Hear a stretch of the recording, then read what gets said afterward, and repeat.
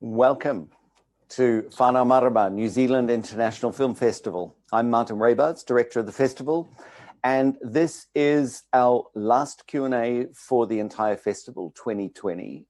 Many of you have just watched the film The County, the Icelandic film by Grímur Hákonarson, and it's with great pleasure that I can introduce the director now. So please feel free to send in questions, anything you may want to know. I know Grímur is not afraid of a question coming at him, but really, really pleased. So this is evening in New Zealand. Good morning, Iceland. Good morning. How are you? Great. It's really lovely to see you. And thank you for joining us. I know, we've been dealing with different time zones. We've been dealing with different states of lockdown, but I know that our audiences are appreciating your film very much. It is our closing film of the festival, which is, in a way, it seemed just right for me, because this is a film that, even though it's set in Iceland, somewhere like diametrically on the other side of the planet, there is so much about the film and about the story arena and about the characters that feels very much something that it would be close. It was close to me, and I think close to our audiences. I guess let's hear a little bit about you just first, but for our audiences who may not know you, they'll know some of your previous work. They'll know Rams. We've shown your films in the festival before. I always think it's interesting to know also where someone comes from, what's their origin story, because not everyone wakes up one morning, maybe unless they live in Hollywood or someone, their families are connected, going like, hey, I think I'll make films. Just tell us a little bit about you and your origin story, where you're from and how you became a filmmaker. Yes, I'm from Reykjavik, Iceland, and I started very early to make movies, like 16 years old. I was making some short films and splatter movies and with my friends in high school. And but then I got educated. I went to Prague to study films, to Whānau. Yeah, Whānau, sure. Yeah, there are a number of New Zealand filmmakers who've been to Whānau, so it's known. Yeah. Yeah. And my graduate film from Whānau was called Slavic the Shit. It was a short film about this a toilet guard who falls in love with a woman in the public toilet. And that film got into Cannes. It was selected to Cannes and was my kind of ticket into the film industry in Iceland, I would say. And then after that, I made like 5 documentaries, 3 feature films, a lot of short films. Yeah. And and since I made Rams, I've been like a working filmmaker, like entirely, and yeah. Which in itself is like really an achievement, because to make one film is hard enough. To continue to make them is like truly celebration, and kudos to you. From Slavic the Shit and onwards, your particular interest, your fascination seems to me to always be with a character or a community that isn't necessarily one that would normally perhaps have a spotlight thrown on it unless you're the one to do it. Where do you think your fascination with the I don't want to mean it in a negative sense, the smaller character, the smaller world, the smaller lives that are being lived outside the spotlight, where does that come from, do you think? Well, I'll mention like 2 things, that my background is from the countryside. My parents grew up in a farm, so I'm familiar with this kind of farmer's life, and I Yeah. was spending a lot of time as a kid in the countryside. But then I'm also kind of a radical socialist, and I sort of sympathize with the working class and the suppressed people. And so, yeah, I tend to be fascinated about outsiders, you know, whether they are toilet guards in Prague or they are sheep farmers in Iceland, you know. Yeah. So, yeah, those are the two kind of elements, I would say. I think it's a really interesting combination because you feel it in your work, because your work is very sharply observed, and yet it's deeply rooted in those rural lives, those country lives. So I think it's the sharpness of your urban eye and turning it towards those rural lives that could be your signature, I suppose. I think it's become your signature. I mean, I think yeah, you could say that. You know, I grew up in Reykjavik, and I consider, you know, I'm this kind of urban guy, you know, totally. And I know. But I felt that there was interesting stories in the countryside in Iceland that no one was telling, and like the story of the county is based on true stories that I know from Skagafjörður, which is a place in the northwest of Iceland. And so the co-op is real in Iceland, and it's a real co-op, and the director of the co-op is based on a real person, and Inga is kind of, she's inspired from many different characters, and yeah, so I you know, I sort of I sometimes call myself like I'm the representative of the countryside in the Icelandic film industry, you know. I mean, your work would say that as well, I think. But it strikes a really a tender note. I think one of the things that your films, which portray rural characters, does is you give them a loving gaze. Like, you really look at them with a great deal of affection and understanding, and also show the complexity of those lives. I think I come from a small country town as well in New Zealand, and my family owned a farm as well. We didn't grow up on it, but we owned it. So I've come from a farming family. And I think you also are interested in the complexity of those lives, that they're not just playing one note, and you look at them as multi-layered characters. Yeah, I think I respect my characters, you know, that I sometimes feel like when people from Reykjavik or from the city are making a film about people in the countryside, that they are kind of, there is a little prejudices, you know, going on, and they kind of tend to maybe look down on them or something, but I always, you know, my grandfather was a little bit like a character in Rams, you know, and so I guess it's a mixture of experience, knowledge of their lives, the characters' lives, and then sort of some kind of filmmaker's instinct, you know. Of course. Yeah. When did you discover this particular story? It's very specific. I mean, I love that you've chosen to place the narrative in the hands of a female character this time. It's amazing. It's a really strong choice. But also the system of the co-op around it. This is fascinating, because it's something that started out right and has gone wrong over the years, which is, you know, the point your film makes. How did you come across this particular story? Well,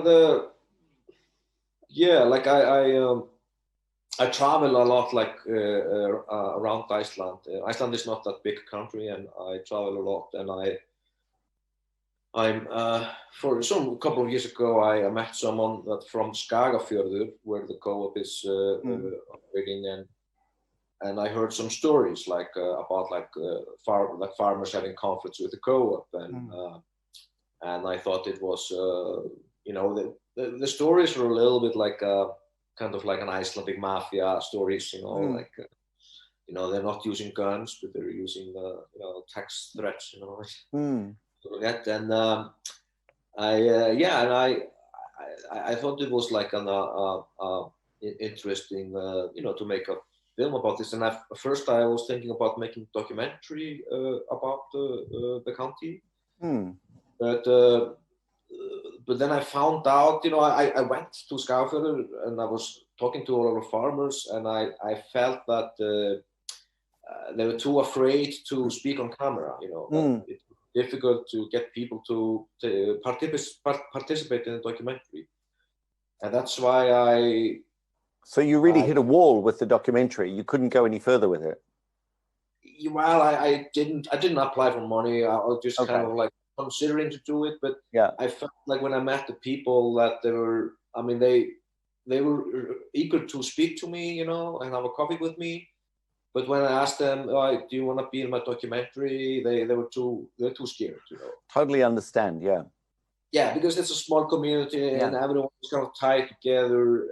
Everyone is dependent on this one company. And so that's why I decided to make a fiction film. And Inga's character is inspired by few women, so that I know in the countryside now. And I thought it was interesting to have a woman, because she's a contrast to this kind of co-op system, because the co-op are usually run by men. Yeah. And also interesting that because women are kind of becoming more present in the Icelandic agriculture, and they are sort of stepping into the man's work, Right. And, the traditional place, yeah. Yeah, driving the tractor. So there was like also was fascinated by that idea that she loses her husband and she has to stand on her own, and she has to sort of keep the farm running and do all the hard labor, She's a wonderful, wonderful character. The portrayal by your lead actress is phenomenal. She doesn't, she's stuck in my head since I've seen the film some months ago now. She's stuck in my heart. I really loved her. And maybe it's because there's so many resonances for myself, like I'm growing up with very strong women who work very hard on the land as we have here. So perhaps it was just a personal recognition as well. But when you were casting her, did you have a particular actress in mind? Did you know who you wanted to portray her? How did you cast that role? Because she's in virtually every scene after the death of her husband. And, she's just so powerful and essential. What was the casting of that like for you? Yeah, I think she was the right type for the role. And I know her mainly from theater. I was going to ask you that because she feels like a theater actress, someone who has a deep rooting in theater. Yeah. She's not that sort of she's not like a big star in Iceland, So I chose her mainly because I thought she was the right one for the role, and she has the right looks for this kind of a rural woman. I felt that she was. I mean, she lives in Reykjavik, and she's like this kind of bohemian intellectual type, but she has this kind of features that I was looking for. And she has this ability to be. She can be really warm, but also really tough. She has this contrast that I thought was really interesting. And so, she appeals to the people, and she does appeal. There are no barriers. You're drawn towards her, not pushed away from her by anything. Was there anything that she particularly brought to the role, that she brought as her gift to you as the director? How did she respond to the script when she first saw it? I'm super curious because she's such a key part of the film. Yeah, well, she was a bit, she had no experience of like a countryside, or she had never actually been on a farm. And seriously. Yeah. Wow. So that was like a bit of a challenge for her. That's what she told me in the beginning, that she had never shown shit or wow. She had never been around these animals and stuff, So we decided early on that she would spend some time in the countryside and work at the farm. So she went to 2 different farms and to get into the mood and to learn just how to, drive a tractor and do all this and give birth to a calf. Yeah. She did that also before, and in the opening scene, the actress is actually pulling the calf herself. Yeah, I mean that's sort of clear. There were no body doubles there. No. How did you manage the cow or the calving? The only thing is that usually, like normally, you don't need this chains, to pull the calf. It's more easygoing. Yeah.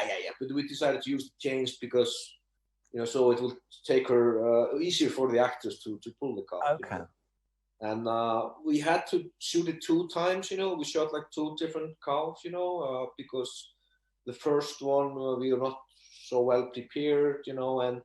And those situations are difficult to control. You can usually if you're making a fiction film, you can control everything. But in those situations, you really just have to react, and it's a very spontaneous situation. It's like a documentary filmmaking.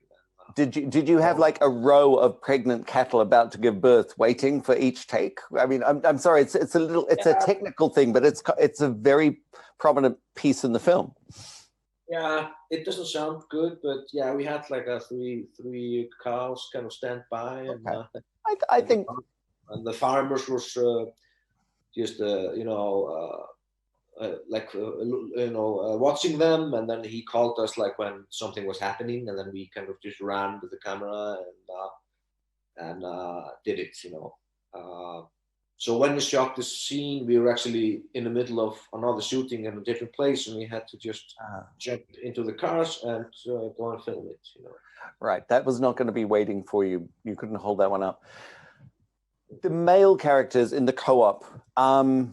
You said that this was, that you'd heard about this. Was there any resistance when people knew you were making this film? Was there resistance put up to you? Because I can imagine it's an unfavorable portrayal, and if the people who are in the real world participating in this sort of control, they're probably not going to be too happy you're making a movie about it. No, yeah. We didn't film it in Skagafjörður where the co-op exists. We filmed it in the west part of Iceland. Right. And one of the reasons was like it was cheaper to do it because it's not far away from Reykjavik. Mm-hmm. But it was also more comfortable for me as an artist to not to have any conflicts with local people and. Right. Because in Skagafjörður the co-op is pretty popular, and the majority of the people there support them. So it would definitely have been a little bit problematic, to film it in Skagafjörður. But after the film was released, there was a lot of people from Skagafjörður who spoke up, like on Facebook, and they were saying, "Yeah, the film depicts the reality. It's all happening. It's all true, and all that, But the co-op guys, they never responded to the film. They never spoke anything about it. Do you think it might change something there? Do you with just putting some, having some light shone on it, do you think it might bring about some actual change? Well, I thought maybe it could happen like. When the film was released, because there was a lot of discussion about it. But then, just like a new discussion started about something. COVID came along, and yeah. So, yeah. So, but there were some articles written about like from people there, and there was one guy who was like. At least he was like threatening the co-op to that he was gonna try to overthrow the co-op guys and do something, but it never happened. I think it's interesting because maybe you've just pulled the bottom of something and it'll start to tumble down behind. You know, it's important to speak a certain truth. Let's see what happens. Hey, look, I've got some questions that have come in. One is just really practical, which I'm curious as well. It says, how did you manage to show all the different seasons and how long was the shoot? Yeah, well, we filmed it in February, March, like the biggest part of it. But then the ending is shot in June, you know, in the summer. We actually, the idea was to have snow in the film, you know, a lot of snow, but then thanks to global warming, you know, we didn't have snow at the time, and but it's supposed, yeah, it is set in the winter, ends in the summer, and that's a part of like Inga's spiritual journey in the movie, you know, that she is going through this process of grief, and the summer reflects that in the end, that it has brightened up inside her. You know. Yeah, no, the seasons certainly echo her journey. I assure you, it looks really, really cold, snow or no snow. Even if you didn't get the snow you'd hoped for, it still feels very, very wintry. So don't worry about that. Okay. There was another question, which is really, really like a practical thing, and it's one I'm also curious about. And I've got two parts of it. How many gallons of milk or liters of milk were used in the shooting of the film for the scene, I guess, where she goes to spray the co-op? And I'm just curious, was that based on anything that actually happened, or was that just Grímur's imagination at work? Because it's a fabulous scene. Yeah, we actually, I don't know how many gallons, but we filled like a one tank, you know, and it was half milk, half water, you know.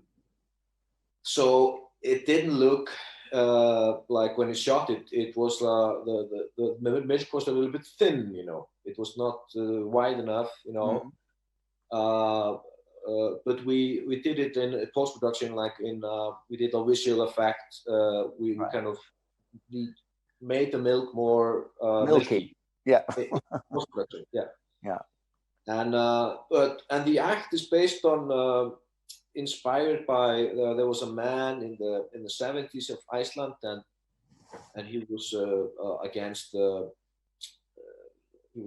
national church in Iceland and the government, and he threw when the parliament was there was like this ceremony at the parliament, and he threw like it's called skyr, it's like a yogurt thing, you know? Yeah. We have an Icelandic product in our supermarkets called skyr, which is like a yogurt, so we know it. Yeah, it's a skyr, yeah. And he had a bucket of skyr and a spoon, and he ran towards the politicians, and he threw the skyr, you know, on the faces. So that's that's a. So you said that was in the 70s. You would barely have been a child then. So you're dredging something up from the past and making it just big and cinematic. It's a really terrific scene. Yeah. It's also like we watched it on YouTube. You know, the like French farmers, they sometimes drive down with this shit sprinkler, you know, and they throw shit on houses. Right. Or they dump all their tomatoes on the freeway to block it. Yeah, of course. Yeah. It's a brilliant moment because it puts you inside her mind, the way she thinks. Specifically, it's very much her character to do that. And I think when that happens, we just sort of celebrate and cheer. It's actually your film dealing with the issues that farmers face is increasingly less common, usually to do with the corporatization of farming. We're showing another film here this year called In the Name of the Land, in Le Nom de la Terre, the French film, which has a darker story. And when I was working in India, you may recall I was out there for a bit, there are a lot of stories about farmer suicide. And so I think the relevance of your film, even though it's so specific in such a, corner of Iceland that we may not otherwise have seen, it has an international resonance. So, thanks for that, for joining a chorus of voices speaking to, honoring rural lives, not just the urban ones. About your main character, though, this is a question. You chose to give her, and I'm asking it because I was asked it earlier by someone who'd seen the film. You have her win the battle, but in a way she loses the fight, and she leaves the farm, she leaves the land, and goes towards a warmer, sunnier future in the south, we imagine, right? That's a choice you as the writer made. Why was that? You could have perhaps, because you're the god of her world as you write the story, allowed her to fully win, not just the battle, but the fight. What was your reason for giving her that triumph in the moment, but then losing the farm? Yeah, it's sometimes a misunderstanding that her fight is not about that she's trying to save the farm. That's not what she's fighting for. That it's more of as I see it, like a spiritual fight. She's reconciling with her past and her husband's death and his involvement in this co-op system. And when the film starts, they are already bankrupt. It's the co-op that is keeping them going. So she basically knows that when she starts the fight, that that part's lost. Yeah, it's not about like the saving the farm. It's more like like a spiritual reasons. And I would say that in the end, that when she makes this kind of speech at this final meeting, and where she kind of stands up and sort of speaks openly about her husband's death, and there she's like the last step of her like reconciling with the community and what happened and all that, and it is like a bittersweet ending, definitely. It's not like a happy ending, but I always felt like it was the right ending for the character to be free, somehow. I think it's a wonderful ending because I was asking the question on behalf of the person who asked me.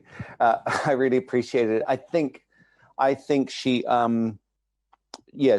she seems to have already let the farm go. It is about the principle. It is about the sense of self and well-being and strength in the world. And she leaves the farm as such a strong character, so empowered by winning that particular battle, and her future looks really positive. And I think that's something audiences appreciate, but also the communities depicted would appreciate, because these are tough fights. They are real. You found it in the real world, but you give your character, power and hope at the end, which is it's a gift from anywhere you look at it. Yeah. It is like a little bit like Rams. It's like a little bit of an open ending, and you don't I don't explain what happens to this new co-op movement, that the farmers are. But at least they win this kind of election. It was like it's a symbolic thing, because that has never happened before there. But I leave it open, like what happens to that, Yeah, no, it seems just the absolutely right ending for this film and these characters. Before we leave you, as we have to move on and let you go, what's coming next? What can we expect to see? More farming stories, more sheep, more cattle? What's exciting you right now? What's your fascination? Well, I've been sort of like criticized a lot in Iceland for just to make all these movies at far, in the countryside, and but they're really good. yeah. But there is a lot of people like who are kind of asking me, you know, when are you going to make a film in Reykjavik, and why do you always, you know, and something like that. And so I've been so I started to think about like what kind of stories could I make in Reykjavik, you know, and stuff like that. And I'm glad to tell that my next movie is going to be set in Reykjavik. Woo! But when Reykjavik was the countryside, you know, so it's a period. I think that's an appropriate way to say you have the last laugh always. Sure, I'll do a Reykjavik film when there's only 10 inhabitants and everyone else is like sheep. Okay, or fishermen or something, yeah. 18th century. Yeah, look, I can't wait for it. I want to see your 18th century Reykjavik. Thank you for another beautiful film, and thank you from our viewers here and the audiences that have been watching it. You are a filmmaker who speaks to the heart of New Zealand people. Thank you. Thank you for having me, and yeah. Thanks, and really, really lovely to see you again. Yeah, same. Thank you. Bye. Okay. Bye.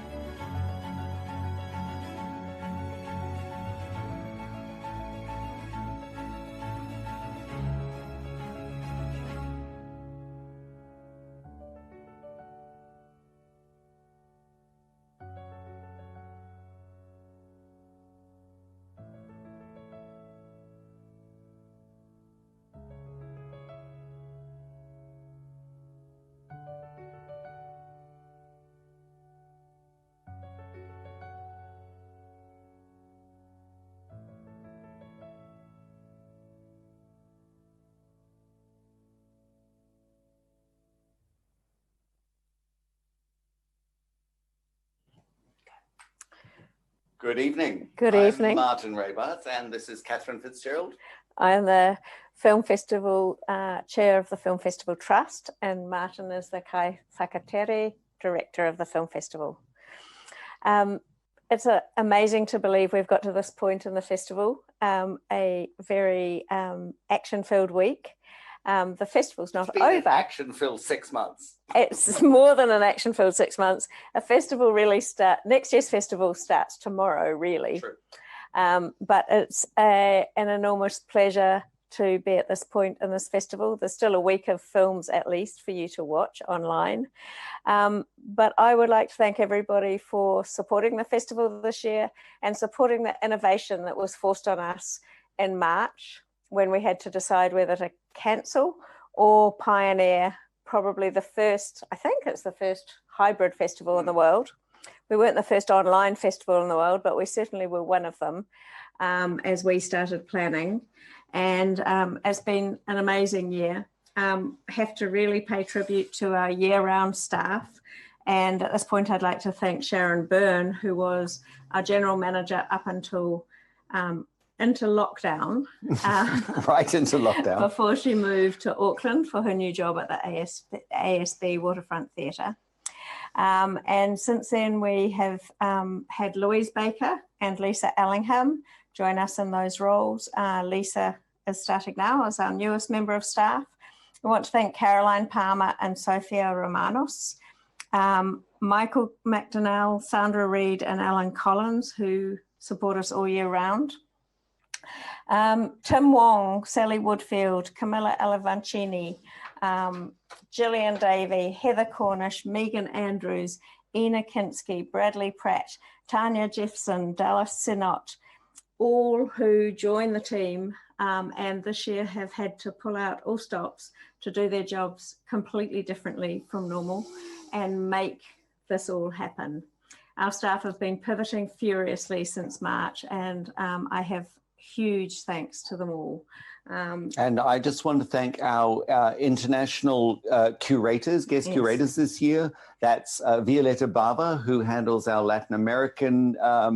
She's our woman in Buenos Aires, our Latin American films.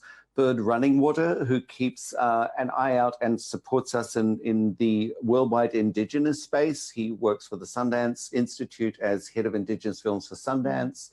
Alicia Weston, who's based in LA, but also is our curator for North American independent cinema. And our own Vicky Ho, who, although she started working for the festival when she was based in LA, she recently moved just before lockdown to New Zealand, and she takes care of Chinese and East Asian cinema. So many of you have been watching those very films that they have been instrumental in bringing to the festival this year. So they are those extra sets of curatorial eyes above and beyond myself and Michael and Sandra. Thank you. Francis, can you do a quick turn on yourself to show everybody how all of this technology has been working?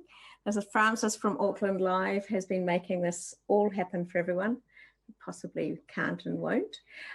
He may just be shy. But we are very grateful that this technology has managed to bring the live elements to a festival, which is absolutely critical to a film festival, to bring people in from all over the world.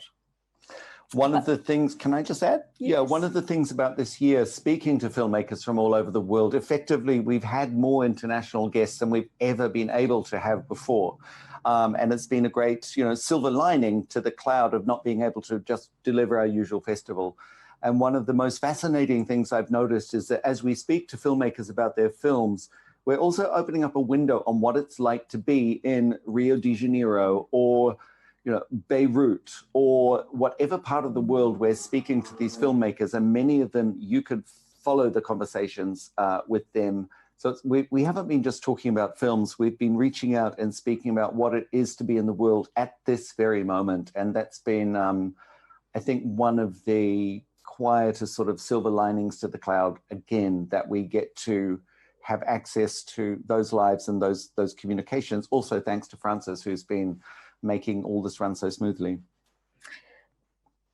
Thank you to everybody. Thank you to the audience who have both supported the In Cinema as normal when we made that possible, but more than anything, thank you to all of those who have had the patience and the courage to engage with our online program and really explore what that can be and how it can add to the cinema going experience in these particular circumstances. We really thank you and look forward to seeing how it could work in the future. It won't be quite the same. We trust everything will be much more normal next year, but I'm sure we have learned so much that means that we can really add to what the festival can bring to you.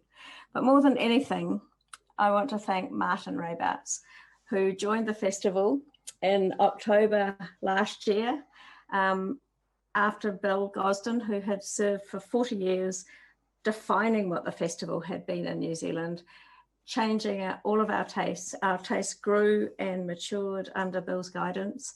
And Marten arrived to do his first festival this year, and his title is Kaiwhakatere, the Navigator, as well as Festival Director. So as a navigator, we had no idea what stormy seas he was about to embark on. And he has guided the team and the program through the most amazing set of changes, the storms. New Zealand has come out into a little bubble of sunshine compared to the rest of the world. But we are very aware of what that means for the rest of the world. And I can't thank Marten enough for embracing the challenges with courage and imagination and flair and good humour all the way through. So thank you, Marten. Thanks, Catherine. Thank you. And I couldn't have done it, obviously, without a sense of humour, for starts, but also particularly the support of the entire team that you just mentioned in one by name, and also particularly our board, who have been incredibly supportive and really like the rock and foundation upon which all of us have continued to do our jobs. So enough thanking each other. Yes. But I am really proud that we've managed to pull this festival off under such trying and complicated circumstances. We hope those of you who are out there listening and right now and watching us, and those of you who've been in cinemas, those of you who've been online, have appreciated what we've been able to bring. Don't forget that a number of these films will continue to play through the coming week online. Even though this is our closing night officially, the films will stay online for the coming days, particularly like the closing film, The County. This is its first night and it will play on for one more week. So don't feel the festival's fully over. If you're at home and online, you can still access some of the films. But the thing about a closing night now is that we have two really, really wonderful awards to give. We now have two competitive sections to the festival: New Zealand's Best, our traditional competitive short film section, and we also have Ngā Whānau, which is the Pacific and Maori and Pacific films short collection, which is now competitive. Earlier tonight, we awarded the inaugural Wellington UNESCO City of Film Award that was a jury decision, and that film that was already given to the film Money Honey. And now we're really thrilled to be able to announce the Audience Awards. Now, the Audience Awards, there's an Audience Award for the Ngā Whānau Māori and Pacific Films competition, and there's also an Audience Award for the New Zealand's Best competition. These awards are judged, obviously, by audiences, by people who have seen the films in cinemas. They've been filling out forms and choosing their favorite films, and everyone also who may have rented that collection of films online has been able to vote. So we are here to share with the anticipating filmmakers who has won the Audience Award for both these competitions. So first of all, the Audience Award, and this carries with it, it is the Ngā Whānau Cine Māori Audience Award, sponsored by the Cine Māori channel, and this to the value of $1,000. This Audience Award, as voted by you, our audience, goes to Girl, directed by Mika. Mika, are you there in our waiting room? There's Mika. He's connecting to audio.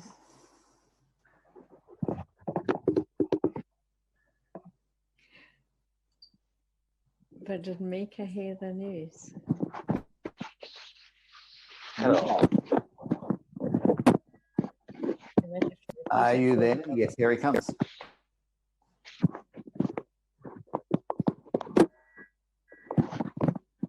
I saw him. There's a flash of Mika. Mika, we just wanted you to know you've won the Ngā Whānau Cine Māori Audience Award. Ah, really? That's fantastic. Thank you. Ah, sneaky. I thought all the other filmmakers. Where are all the other filmmakers? I can't see them. They're in the way. You're the winner is receiving his prize. We just have you. Do you have some words to say to the audience which voted Girl the favorite film of the competition for Ngā Whānau shorts this year?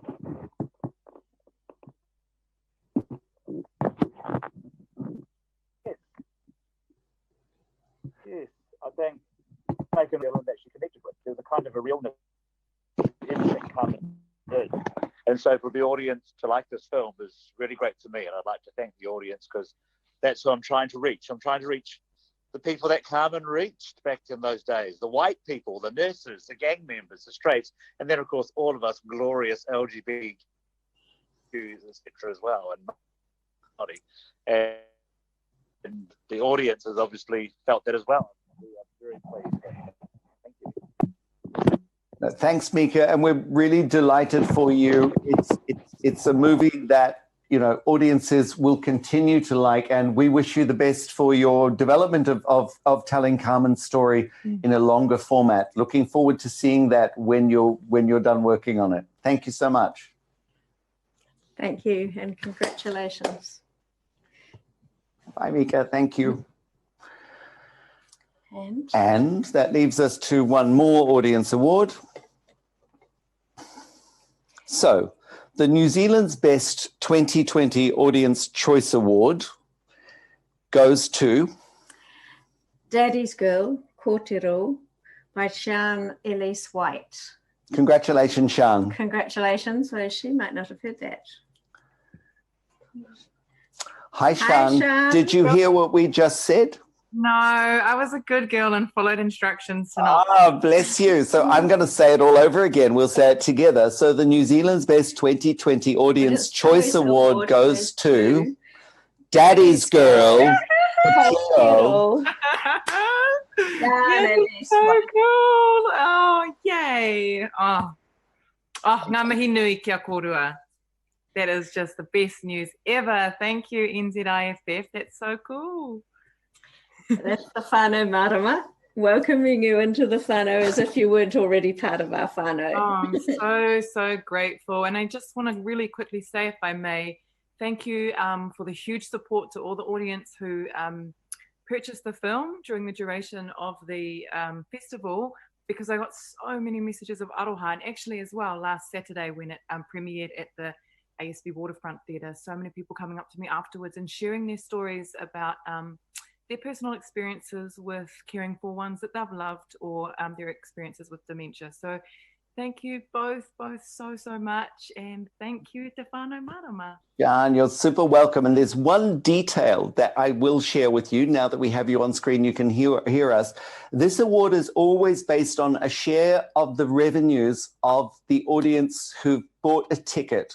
And we've done an early calculation, and we'll still have to figure out the final detail, but the award will have the value of at least $3,000. Oh my goodness. Oh, amazing. Thank you. What an amazing bonus. And I can tell you now, I'll be investing it right back into my filmmaking. So thank you. Great. We look forward to seeing the next things you have to come. Thank you so much, Sian.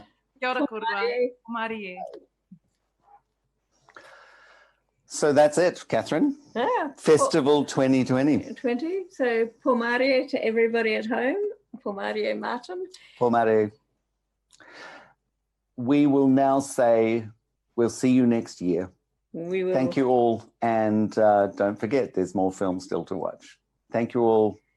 Great festival. Whānau Mārama. We say goodnight. Kia ora.